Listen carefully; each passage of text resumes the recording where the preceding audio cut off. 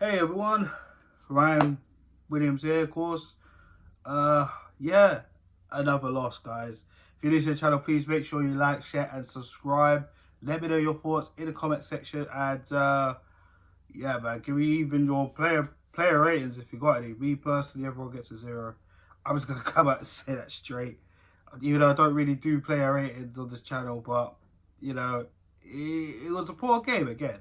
I mean, from the starting lineup to the way we played, even to the end, I was disgusted with the performance.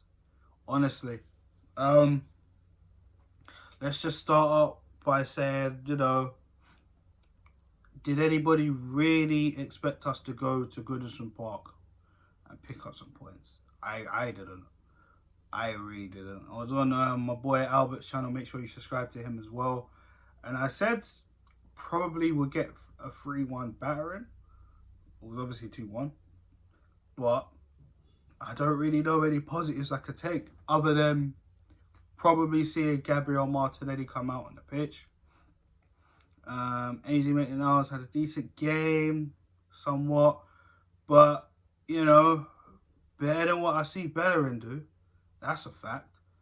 Do you know what I'm saying? And it's just, I don't know, the mistakes, seeing Eddie Nketiah lead the line. When we heard Aubameyang had a calf injury, thought, okay, maybe Lacazette will probably get a chance, but Nketiah. And listen, Nketiah had done well in the Europa League, but that's the Europa League. Nketiah is a man that will come off the bench and try and get you the goal, because that's what he is right now. He's a kid that's still developing. Really and truly should have went out on loan at the start of the season, but didn't, which we all have our groups about. And a lot of us right now are saying that he's not good enough right now and he needs to be sold. And I'm not saying anything on that. I'm really not. If he gets sold, he gets sold. If he doesn't, he doesn't. But if he doesn't get sold, then listen, he needs to go out on loan, because it's not his time. It's not his time. If anything, like I just said, he's a man to come off the bench and try and get you the goal. As far as that goes, because his performance yesterday was shocking. He had 2 chances, 1 wicked chance, and he just snatched it. He had so much time to take a touch and bury it. But no, he just snatched it. But it is what it is. We look at the goal that we conceded, the first goal, of course. What was the defending about?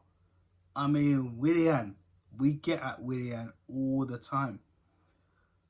Just poor, absolutely poor. Didn't even bother to try and shut down, I think it was Alex Iwobi. It just said, man, I can't be asked. Passenger. AZ Maitland-Niles and Pepe, of course, that was poor positioning from them.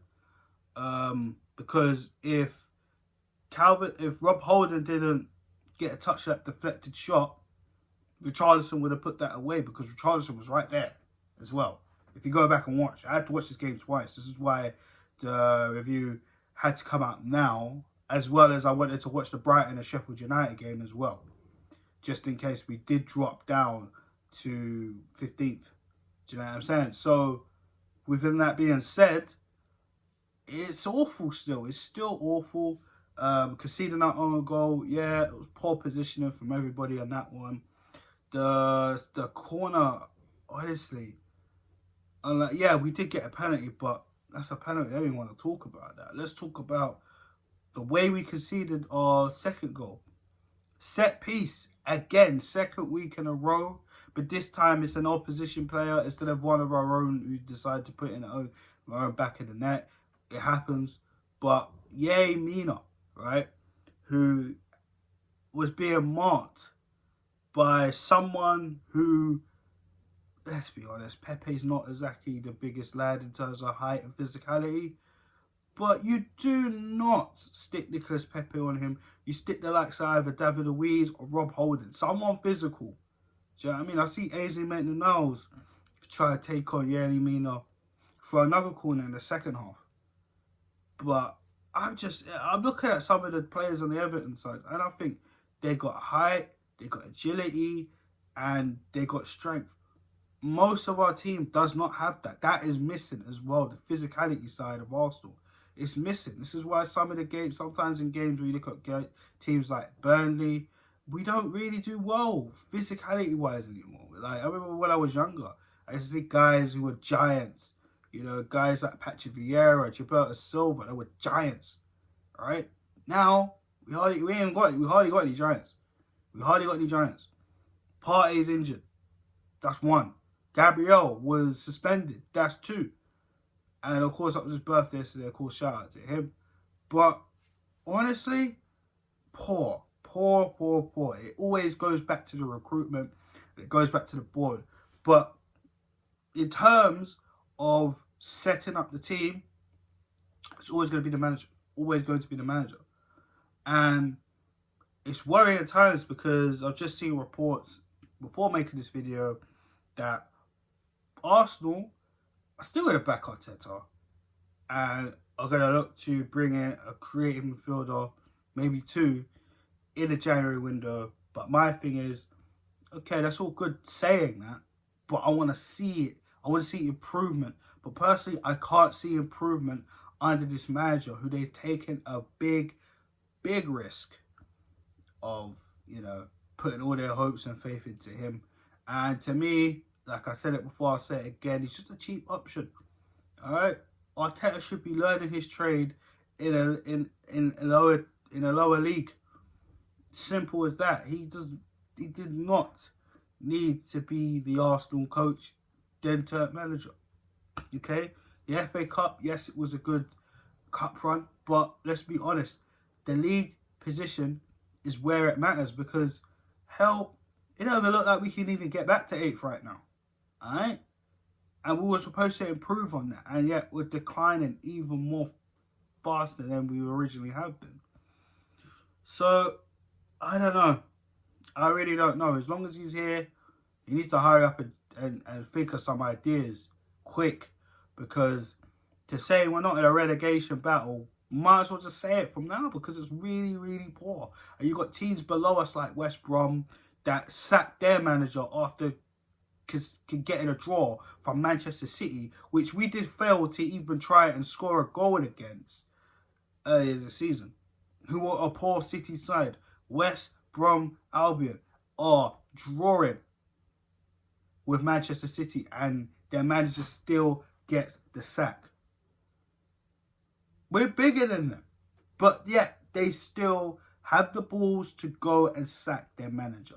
Let that sink in. And I know there's a lot of Arteta people. I hear you. I still don't get why you are in. Let me know your thoughts in the comment section if you're watching this video, Arteta in, guys. Arteta out, guys. Let me know your thoughts on why the manager should go out. Obviously, I have my reasons because I don't really see any development going forward. And a lot of people are using the players as an excuse. Oh, it's not his players. Listen, Randerson's his player. I don't think he's a good enough goalkeeper. The guy looks shaky as hell. He looks like you don't know where he is half the time. Sorry. But again, like I said, in previous videos, we should have never sold Emi Martinez because that was the start of the problem for this season. Emi Martinez going to Aston Villa. All right. Gabriel, good signing. Perfect right now. Yes, he did get a red card in the last game. He's 22 at the time. Obviously, now he's 23. He'll learn from that. But it was 2 yellows. Not a straight red, unlike some people. And he decided to apologise, unlike some people. But Gabriel's fine. Willian, awful signing. Awful performance. Hasn't had a shot on target since the first day of the season. That says everything to me. And of course, this stinks of another Kia Jirakshan power move into the board because, of course, Kia Jirakshan is our technical director, Edu's manager also. So, therefore, agent, sorry, not manager, but yeah, that stinks of that, right? Also to that, let's look at who else did they bring in? Bring in Thomas Partey. Of course, Partey is injured. My thoughts on that was, of course, yes, he did take a risk in playing him in the North London derby. But you have to think long term. And of course, Partey tried to come off the pitch. During that, I was a little bit annoyed about Partey, but Partey should have really just sat down on the ground and just said, listen, I can't do it anymore. And then maybe, just maybe, he might have stopped Tottenham from scoring that second goal from Harry Kane. But it is what it is. I mean, the manager has the final say on whether the player should play or not. Simple. So I don't know about that one, innit? Do you know what I mean? Cedric Suarez was signed last season in January. Where is he? Why is he not getting picked over Bellerin? Ainsley could play right back, as we know. He played there yesterday. He's played there a few times in the past as well. Well, predominantly played there before we even probably bought Cedric. But at the same time, you're not playing Ainsley in midfield and Cedric right back. So something's funny going there also. I don't know. And Pablo Mari, we've yet to see that much of. In the Europa League, all I could say was one goal. He should have been quicker to react, and he wasn't. He just looked a little bit slow. But again, the jury's still out on Pablo Mari. All right. So let's talk about guys that he's kicked out. He's kicked out Guendouzi, basically abolishing him from the squad. But yet, Granit Xhaka gets the freedom pass like he could go on a TFL bus like he's an old man. No, he don't deserve it. That was Arteta's biggest cock-up in terms of Granit Xhaka. You should have sold him. We should have used that money, reinvested, and bought another midfielder. Simple. But no, he let Xhaka die on his sword. Yet again, just like I said with Unai Emery last summer, maybe 2 summers ago, or even last summer, sorry, when I said to you, Xhaka is going to put Emery to the sword in making him a captain. And look what happened. We saw a repeat. So, I mean, I'm not surprised really about him. Hector Bellerin getting picked for what? Favoritism? Probably so. Probably so. Because he doesn't offer me anything. Doesn't offer the team anything. I mean, what does he do? He doesn't really do much, does he? No, all he does is run. He can't cross. He can barely pass. He's not all that. He's just an average guy. I'm sorry. You should really just hang up football and be a fashion model. Because he seems to be more interested in that than playing for the club. It's that simple. Alright? I don't get it. I really, really don't get it. But, you know, it is what it is. But I'm going to make another video about Mikel Arteta coming up very soon. So stay tuned for that. But overall, in the Premier League, Everton, of course, are second now.